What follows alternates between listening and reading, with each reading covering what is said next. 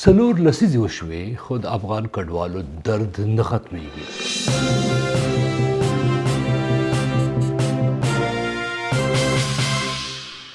هر ځل چې کابل د اسلام آباد له فرمایش انکاري شوی دی، د پاکستان لارې کوڅې، بازارونه او بندیخانې د افغان کډوالو د بې ابرو کېدلو مرکزونه جوړ شوي دي. د حکومتونو ترمنځ د سیاسي شطرنج په بساط قرباني شوي تل دغه بېوسه انسانان دي. هغه مهاجر چې د جګړې له لمبو تښتي او بیا د ناامنۍ، سپکاوي او بې عدالتیو په غېږ کې پرېوځي. دا اوس یوازې یو ستونزه نه ده، دا یو تاریخي ظلم دی او د رحمت شاه سایل صاحب خبره دا جبر نازولی دی چې اوس هم دوام لري.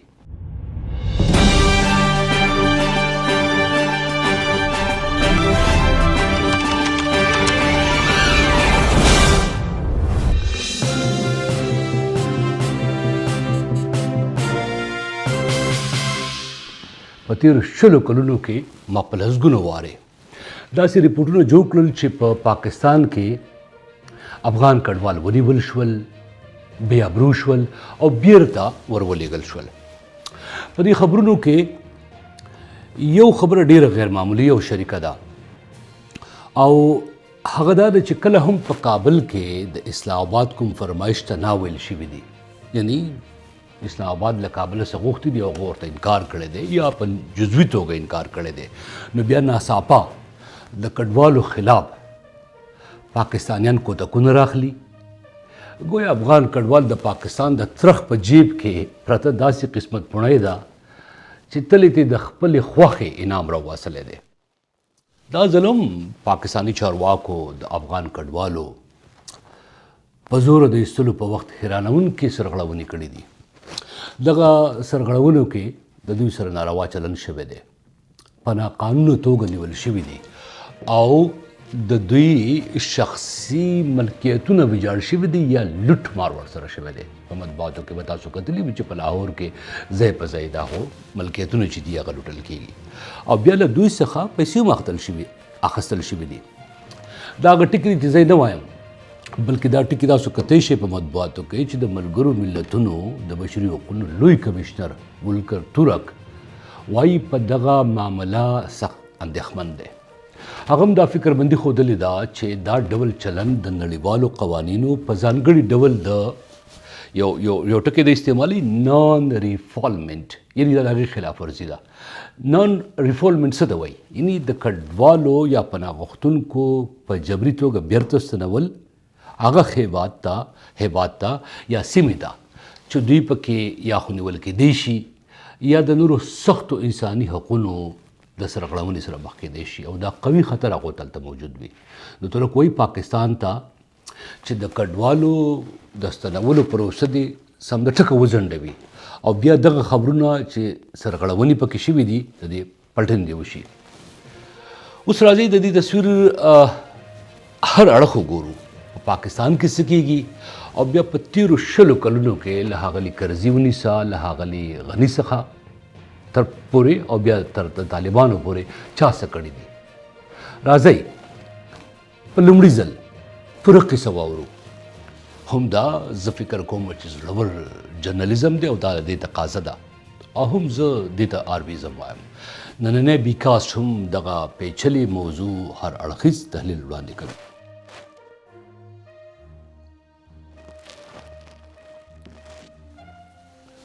له تېرو 4 لسیزو راهیسې پاکستان د نړۍ د کډوالو تر ټولو اوږدمهاله بحران کوربه دی.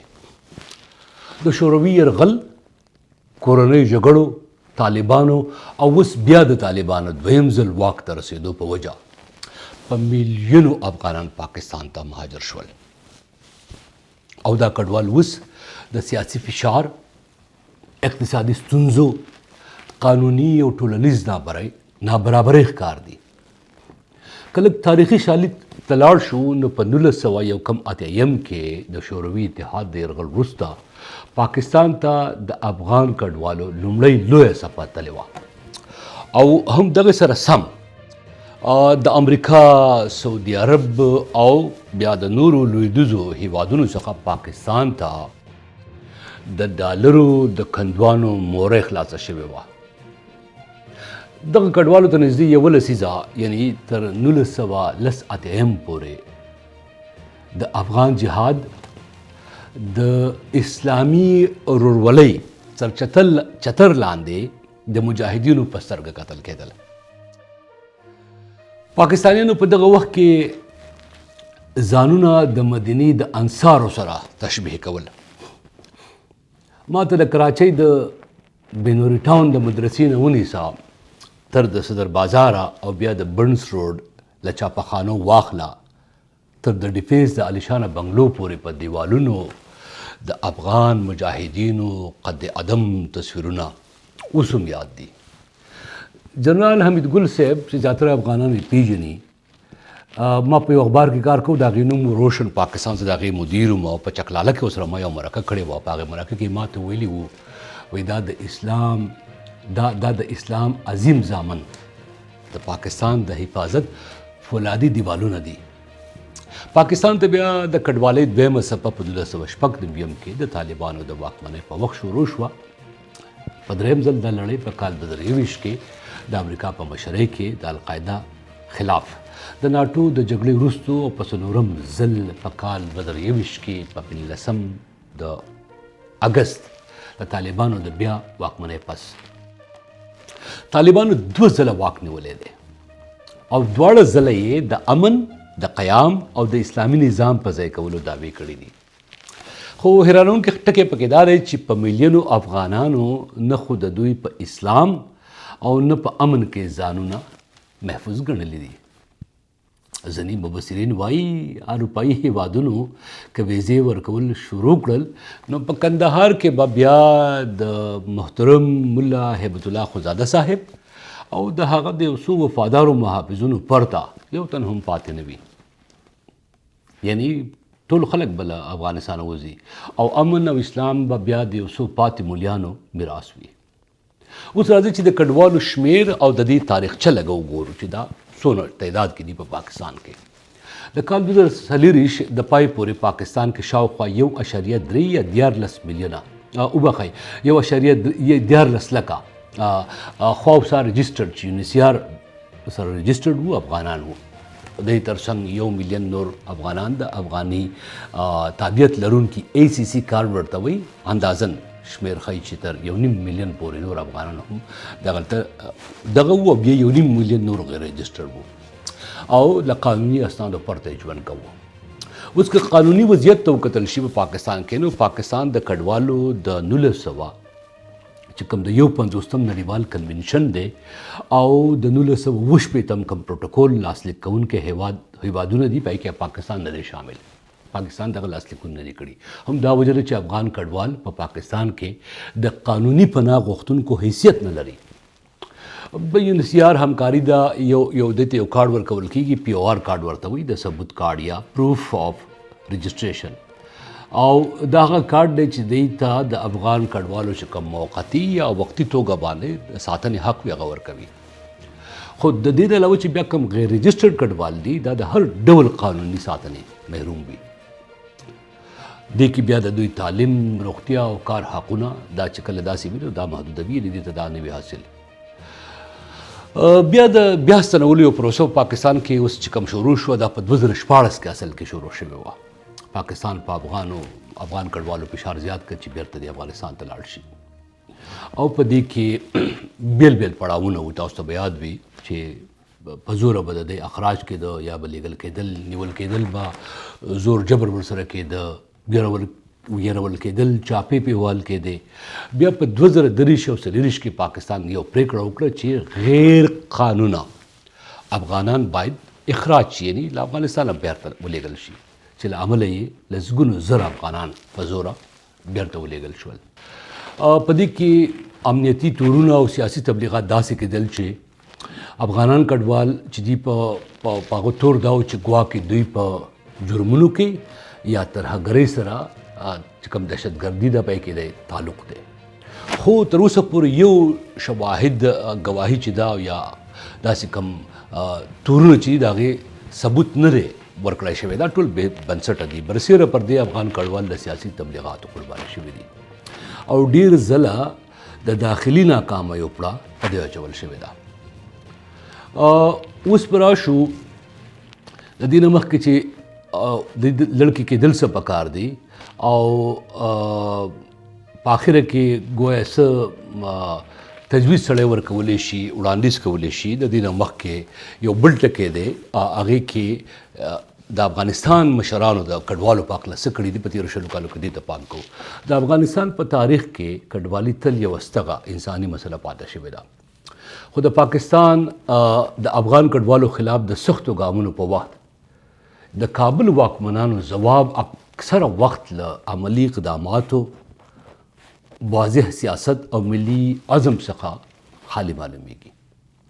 دا داسې کوم سویپینګ سټیټمنټ نه دی راځي. د تفصیل د تزل وړاندې کوم چې لږ مختصرا وګورو چې د ښاغلي حامد کرزي ښاغلي اشرف غني او د طالبانو حکومتونو د کډوالو جبري ایستلو په هکله غبرګونونه څه ښودلي دي او کوم اقدامات یې کړي دي. که چېرې داسې کوم اقدامات وي. اول به راشو د ښاغلي محترم حامد کرزي صاحب دور ته چې د 2001 نه 2014 پورې و. دې کې غبرګونونه څه یعنی که تاسو اخبارونه وګورئ ګوګل کوئ نو کمزورې سفارتي غبرګون تر ډېره یوازې حده پورې د ملګرو ملتونو له لارې یعنی کوم اندېښنې وي هغه تکرار دي چېرې دا اندېښنې دي. بیا په کور دننه د راستانه شوو کډوالو لپاره هیڅ چاته کوم دوامداره سهولت نه برابر. اقدامات دې حده پورې چې د انسیار سره یو همغږي موجود وه خو حکومت خپل ظرفیتونه په دې لړ کې بیخي کمزوري وو.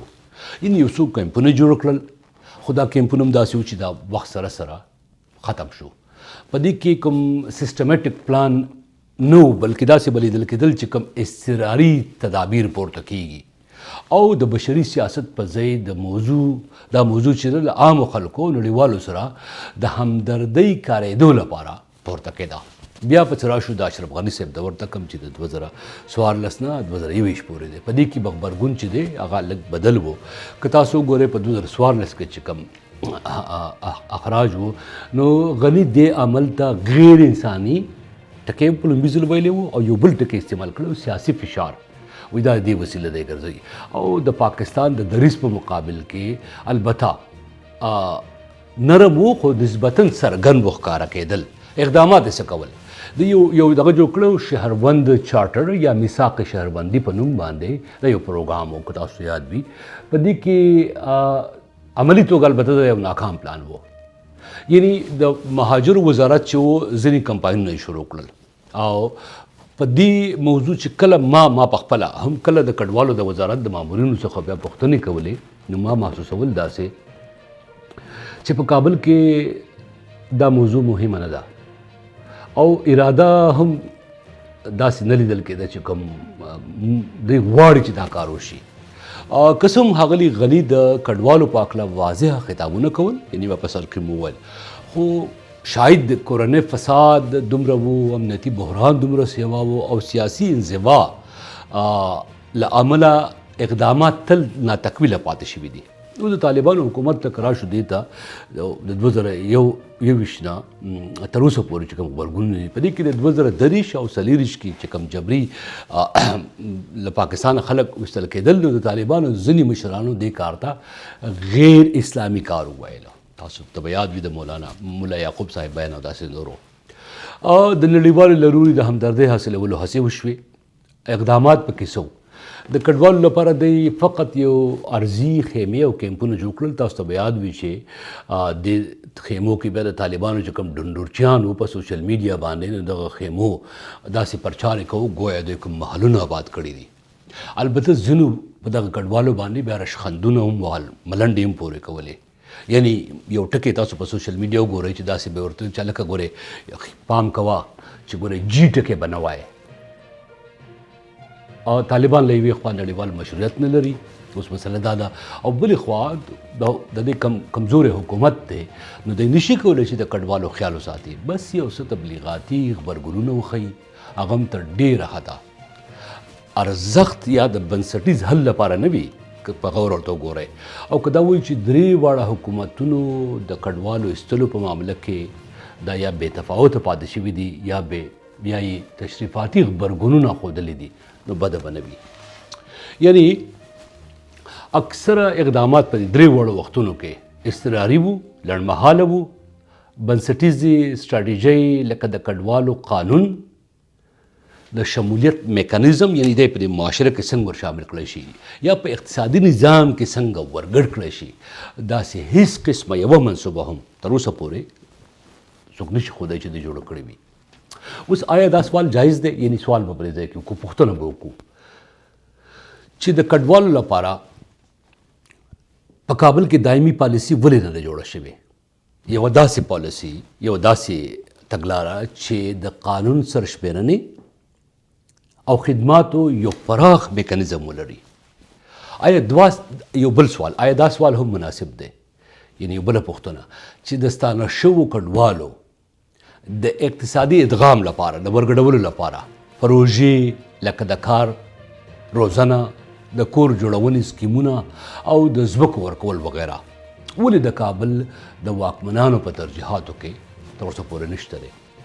اوس ماهرانو سره چې کله موږ خبرې کوو دا مسله داسې حل کېدی شي چې د کډوالو لپاره دایمي پالیسي جوړه کړی شي چې د قانوني کاغذاتو علاوه سرشمېرنه پکې شامل وي او د خدماتو یو پراخ میکانیزم پکې موجود وي. بله دا چې د راستانه شوو کډوالو لپاره د اقتصادي ادغام پروژې تیارې کړی شي لکه د کار، روزنې، د کور جوړونې سکیمونه او ځمکه ورکول وغیره وغیره. د دې علاوه د کډوالو د موضوع د نړیوالې ایجنډې برخه وګرځول شي په افغانستان کې تر څو نړیوال فشار چې دی هغه پاکستان زیات شي. او څلورم ټکی دا دی چې د سیمه ییزو چارواکو صلاحیت زیات کړی شي تر څو چې کوم راستانه شوي کډوال دي د دې ستونزې زر ته زر حل کړی شي او بیا ورسره د همغږۍ یو مستقل دفتر جوړ شي چې د مهاجرت، سرحد، کار او نړیوالو اړیکو وزارتونو ترمنځ دی کار کوي. دا هغه خبرې دي نړیوالو تر مخه که چېرې په کابل کې په دې باندې ګامونه واخیستل شي، سنجیده غور ورته وکړی شي، مستقل مزاجۍ سره دا کار وشي، نو د پاکستان کې د 20 میلیونو افغانانو کډوالو ستونزه چې دا مستقل حل کېدی شي. دا بی کاسټ و. زه رحمان بنره یم.